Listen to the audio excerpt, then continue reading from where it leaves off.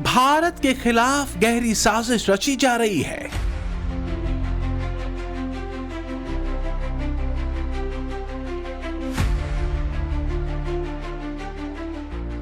बांग्लादेश की जमीन पर क्या गहरा जाल बिछाया जा रहा है?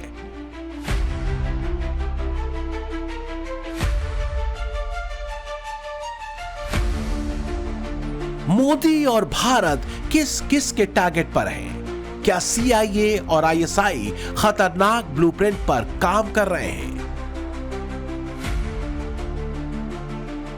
आतंकी धारा वाले फॉर्मूले पर इस्लामिक आर्मी, भारत के भगोड़े जहरीले जाकिर का स्वागत, भारत से सटे बांग्लादेशी इलाकों में बढ़ती ISI की एक्टिविटी और अमेरिका को सेंट मार्टिन आइलैंड का ऑफर।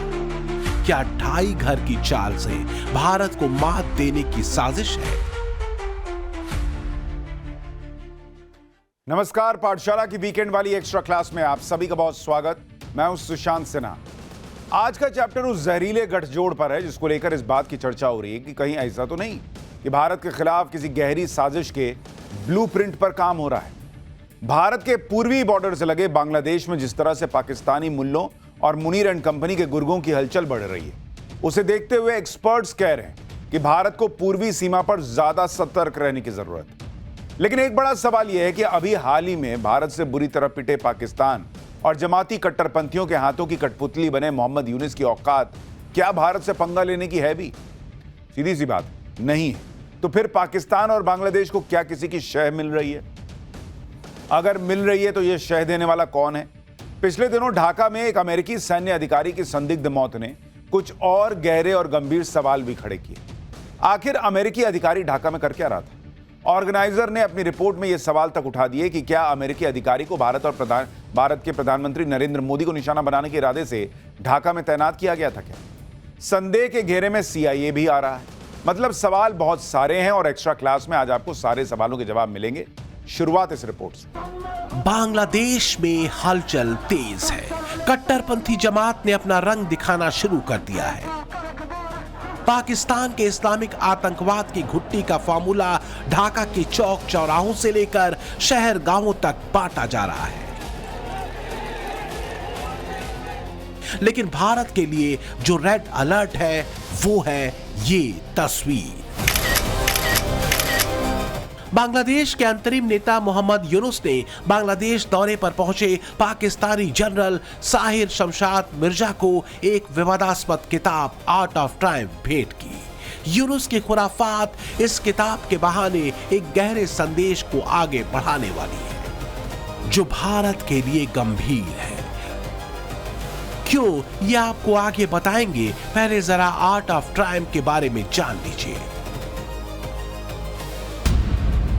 इस किताब में 2024 में प्रोटेस्ट के दौरान दीवारों पर बनाई गई पेंटिंग्स का कलेक्शन है। इसके जरिए बांग्लादेशी स्टूडेंट्स की कथित क्रांति को अभिव्यक्त करने का दावा किया जाता है। लेकिन जो सबसे गंभीर है वो है इस तस्वीर में छिपा वो कूट संदेश जिसे यूनुस की धूर्तता और चालबाजी से जोड़कर देखा जा रहा है। दरअसल आर्ट ऑफ ट्रायम्फ किताब के कवर पेज पर बांग्लादेश का मैप छपा है। इस मैप में भारत के नॉर्थ ईस्ट का हिस्सा भी बांग्लादेश के मैप से जोड़ा गया है। सवाल इसलिए गंभीर है क्योंकि बांग्लादेश में पिछले साल के खूनी तख्ता पलट और अल्पसंख्यक हिंदुओं पर ढाए गए जुल्म के बीच इस्लामिक कट्टरपंथी जमातियों ने बांग्लादेश में भारत के 7 सिस्टर्स यानी नॉर्थ ईस्ट के राज्यों को शामिल करने के नारे लगाए थे।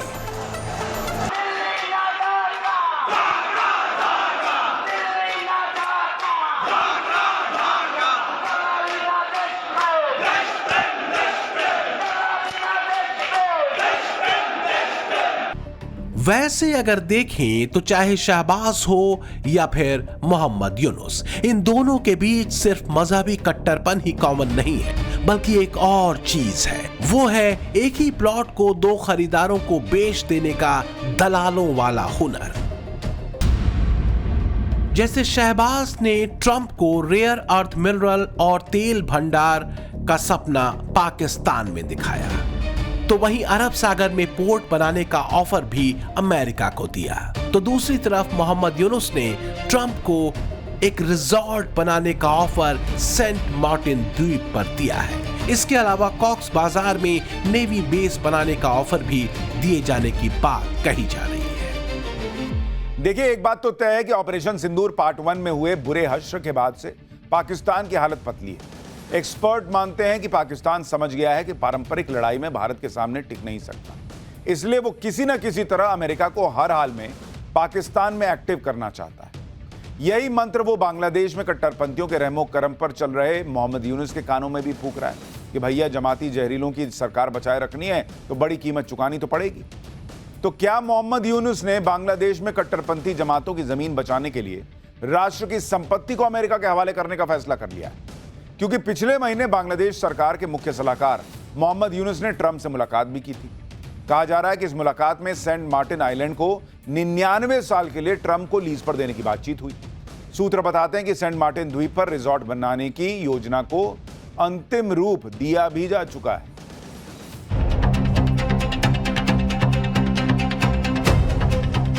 बांग्लादेश का सेंट मार्टिन आइलैंड सामरिक और आर्थिक दोनों ही नजरिए से बेहद महत्वपूर्ण आइलैंड है।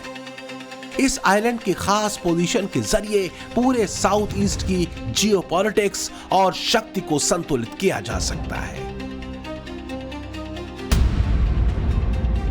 करीब 1 साल पहले बांग्लादेश की सत्ता से बेदखल हुई शेख हसीना ने खुलासा किया था कि उनकी सरकार का तख्ता पलट इसलिए हुआ क्योंकि उन्होंने सेंट मार्टिन आइलैंड अमेरिका को देने से मना कर दिया था। सेंट मार्टिन द्वीप बांग्लादेश का भौगोलिक रूप से खास द्वीप है।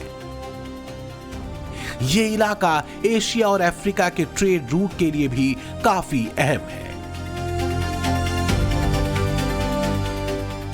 सूत्रों के मुताबिक सितंबर महीने के आखिर में मोहम्मद यूनुस ने ट्रंप से मुलाकात कर सेंट मार्टिन आइलैंड पर बातचीत की थी। हालांकि कहा यह जा रहा है कि बातचीत सेंट मार्टिन में ट्रंप के रिजॉर्ट बनाने को लेकर हुई थी, लेकिन मामला कुछ और ही है। दरअसल अमेरिका यहां एक एयरबेस बनाना चाहता है ताकि बंगाल की खाड़ी और हिंद महासागर पर वो नजर रख सके। हालांकि कुछ एक्सपर्ट मानते हैं कि अमेरिका आइलैंड को कंट्रोल करके चीन भारत पर रणनीतिक बढ़त हासिल करना चाहता है।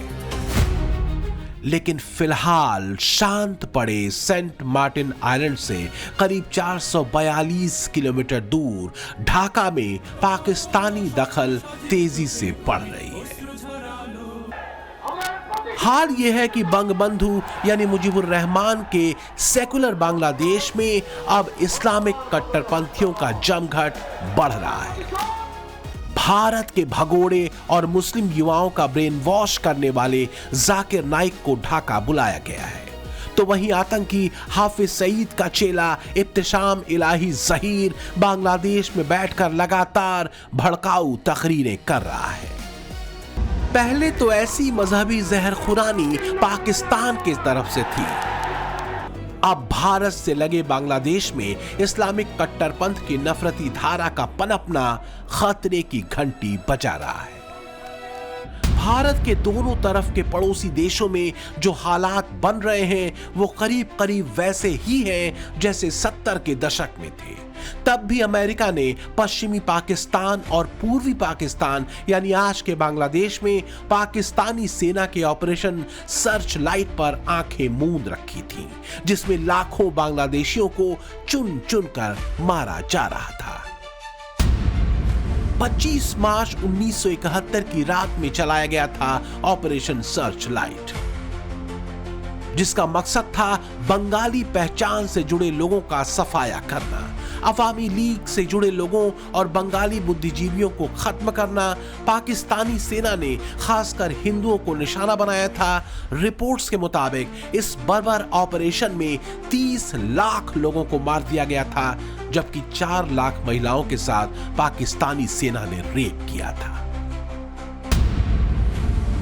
1970 के दशक में अमेरिका के राष्ट्रपति रिचर्ड निक्सन और विदेश मंत्री हेनरी किसिंजर की सरकार पाकिस्तान के समर्थन में थी और पाकिस्तानी सेना के बर्बर अत्याचार पर आंखें मूंदे रही। इतिहास में दर्ज है कि पाकिस्तानी जनरल याहिया खान और नेता जुल्फिकार अली भुट्टो के इशारे पर इस घटना को अंजाम दिया था जनरल टिक्का खान ने, जिसे बाद में बुचर ऑफ बांग्लादेश कहा गया, यानी बांग्लादेश का कसाई। इस नरसंहार का एक ही मकसद था, सेकुलर तंत्र को पूरी तरह इस्लामिक रंग में रंगना। हालांकि बाद में भारतीय सेना के हस्तक्षेप के बाद पाकिस्तानी सेना घुटनों पर आ गई और बांग्लादेश पाकिस्तान से अलग हुआ और मुक्ति संग्राम के नायक शेख मुजीबुर रहमान की सेकुलर सरकार बनी। लेकिन आज के बांग्लादेश में ये वही जमाते इस्लामी है जिसने बांग्लादेश की स्वतंत्रता का विरोध किया था।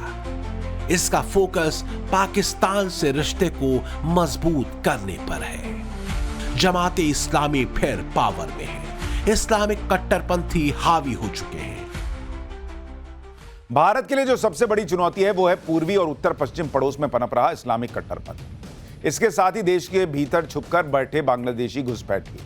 पश्चिम बंगाल से लेकर असम तक में जिस तरह से डेमोग्राफिक चेंजेस हो रहे हैं वो अलार्मिंग है, क्योंकि आरोप ये लगता है कि गुपचुप तरीके से घुसपैठिए वोट बैंक का हिस्सा बनकर राज्यों की चुनावी प्रक्रिया तक को प्रभावित करने की कोशिश करते हैं। बात जब एनआरसी की होती है तो वोट बैंक की सियासत करने वाली पार्टियां छाती पीटने लगती हैं कि एक खास वोट बैंक को टारगेट किया जा रहा है। हद तो यह है कि चुनाव आयोग के वोटर लिस्ट दुरुस्त करने की एसआईआर की प्रक्रिया पर भी अफवाहें फैलाई जाती हैं। इसे भी इनडायरेक्ट एनआरसी कहकर शोर मचाया जाता है। क्या यह देश की आंतरिक सुरक्षा से खिलवाड़ नहीं है? पाकिस्तान पहले ही इस्लामिक देश है, अब तो बांग्लादेश भी उसी की राह पर चल रहा है। वहां के लीडर मोहम्मद यूनुस तो कह ही चुके हैं कि अगर हिंदुओं की सुरक्षा चाहिए तो पहले उन्हें खुद को हिंदू कहना बंद करना पड़ेगा।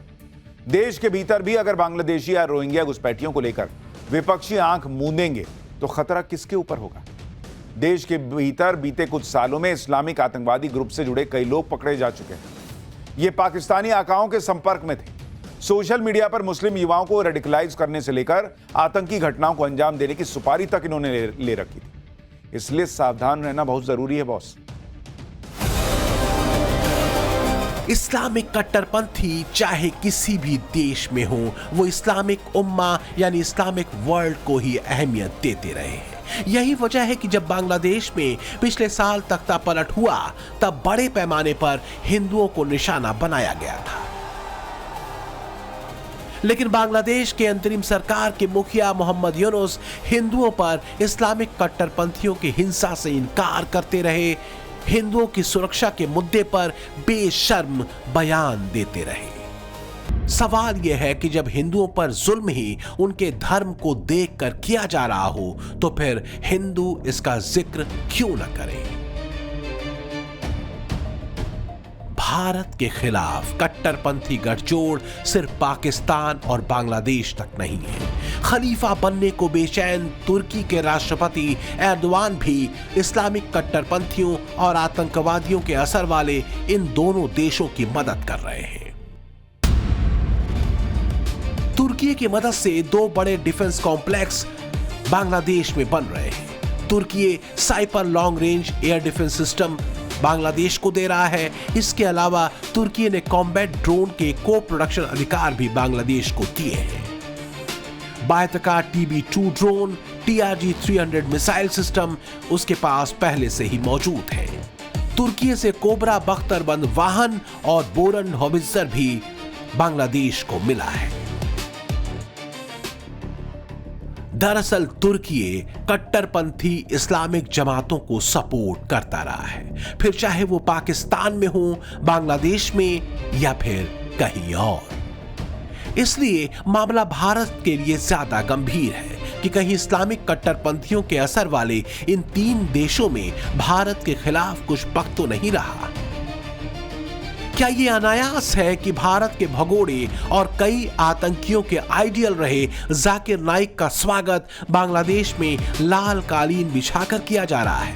जाकिर नाइक बांग्लादेशी घुसपैठियों का हिमायती रहा है।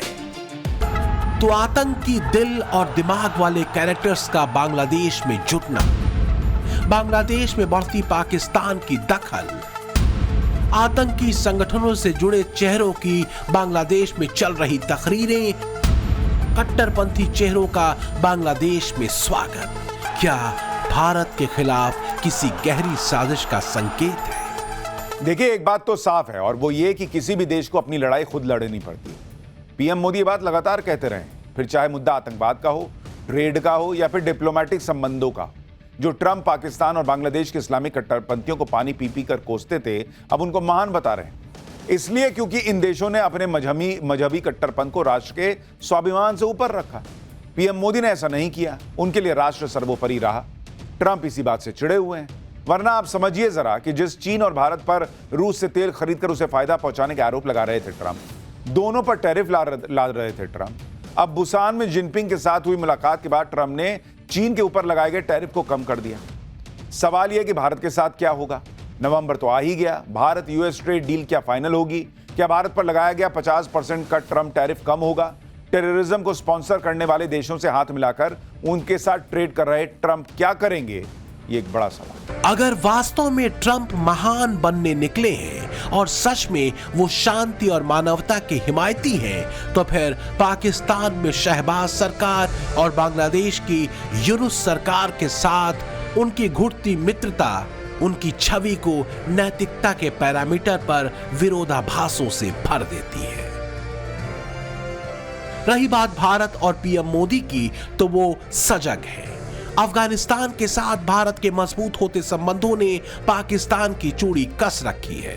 अफगानिस्तान के बगराम एयरबेस पर भी ट्रंप की नजर है। हालांकि बगराम एयरबेस के मुद्दे पर तालिबान के विदेश मंत्री ने अपना रुख पहले ही साफ कर दिया था और अफगानिस्तान के भारत के साथ और मजबूत होते रिश्तों से पाकिस्तान को मिर्ची भी खूब लगी। अच्छा, बगराम के बारे हम ये कहता है कि अफ़गानिस्तान के तारीख़ गवाह है कि अफ़गानिस्तान में कभी भी कोई खारिजी जो मिलिट्री है वो वहाँ पे लोग कबूल नहीं किया है, इससे बात भी कबूल नहीं करता है। तो ये हमारा फैसला है कि अफ़गानिस्तान एक आज़ाद खुद मुख्तार मुल्क है और इससे बाद भी आज़ाद और ख़ुद मुख्तार होता है। अगर ममालिक चाहिए कि हमारे साथ ताल्लुकात चाहिए तो डिप्लोमेटिक मिशन में आ सकता है, तो इक़्तिसादी मिशन में आ सकता है, लेकिन मिलिट्री के यूनिफॉर्म में हमको कबूल नहीं है। भारत और अफगानिस्तान के मजबूत होते संबंधों ने पाकिस्तान की सिट्टी पिट्टी गुम कर दी है, क्योंकि तालिबान ने पाकिस्तान की नाक में दम कर रखा है। जिस अफगानिस्तान के बारे में पाकिस्तान सोच रहा था कि उसे वो आसानी से हरा देगा, वही अफगानिस्तान अब पाकिस्तान को एक के बाद एक जख्म दे रहा है। बिलबिलाते पाकिस्तानी तो यहाँ तक कह रहे हैं कि पीएम मोदी के एक दांव ने पाकिस्तान पर 3 तरफा कहर बरपाया है। पाकिस्तान के हुक्मरान ये बात अच्छी तरह से जानते हैं कि अफगानिस्तान की तालिबानी सरकार से पंगा लेने का मतलब क्या है। यही वजह है कि तुर्की में पाकिस्तानी मंत्री मोहसिन नकवी तालिबानी मंत्री के कदमों में बैठा दिखा, लेकिन बात बनती दिख नहीं रही। जिस तहरीके तालिबान पाकिस्तान यानी टीटीपी को लेकर पाकिस्तान और अफगानिस्तान में ठनी है, उस पर अफगानिस्तान ने साफ कह दिया कि टीटीपी पाकिस्तान की समस्या है, वो खुद इससे निपटे। अपनी समस्या पाकिस्तान हम पर क्यों थोप रहा है? अफगानिस्तान की संप्रभुता का पाकिस्तान सम्मान करे। हमारे सब्र का इम्तिहान लिया तो नतीजा खतरनाक होगा। पाकिस्तान के मंत्री तुर्की में तालिबान के नेताओं को मनाने में जुटे हुए हैं। पाकिस्तान का ट्रॉफी चोर मंत्री मोहसिन नकवी किस तरह से तालिबान के मंत्री को मना रहा था, ये पूरी दुनिया ने देखा। अब तो पाकिस्तान में लोग कह रहे हैं कि बॉस तालिबान से पंगे मत लो, वो गुरिल्ला युद्ध में माहिर है। जब अमेरिका तालिबान को नहीं हरा पाया तो पाकिस्तान की क्या हैसियत? पाकिस्तान धमकियां दे रहा है, उधर अफगानिस्तान अब वो काम करने जा रहा है जो भारत ने पाकिस्तान के साथ किया था। भारत ने पाकिस्तान को सबक सिखाने के लिए सिंधु जल संधि रद्द कर दी थी, जिससे पाकिस्तान का हलक सूखा। अब यही काम तालिबान भी करने जा रहा है। खबर है कि अफगानिस्तान ने कुनार नदी पर बांध बनाने की प्लानिंग कर ली। अफगानिस्तान के जल मंत्री ने कहा है कि जल्दी ही बांध बनाया जाएगा। अफगानिस्तान को कुनार का पानी मैनेज करने का अधिकार है। कुनार नदी पाकिस्तान के त्रिचाल इलाके से निकलती है। अफगानिस्तान में कुनार नदी 482 किलोमीटर तक फैली है। अफगानिस्तान से निकलकर फिर से पाकिस्तान में जाती है। पाकिस्तान में जहां नदी दोबारा एंट्री करती है वही बांध बनाने का प्लान है। यानी भारत ने साफ कहा था कि पानी और खून साथ साथ नहीं बह सकते। अब यही काम अफगानिस्तान कर रहा है। अगर तालिबान ने कुनार नदी पर बांध बना दिया तो पाकिस्तान का खैबर पख्तूनख्वा पानी के लिए तड़प जाएगा, वहां हाहाकार मच जाएगा। पाकिस्तान और उसके फील्ड मार्शल मुल्ला मुनीर की घिग्गी बांध दी है भारतीय सेना की तीनों विंग्स की ज्वाइंट एक्सरसाइज त्रिशूल ने। त्रिशूल भारत की सेना, नौसेना और वायुसेना का संयुक्त अभ्यास है। ये एक्सरसाइज पश्चिमी सीमा पर हो रही है जो पाकिस्तान के साथ लगती है।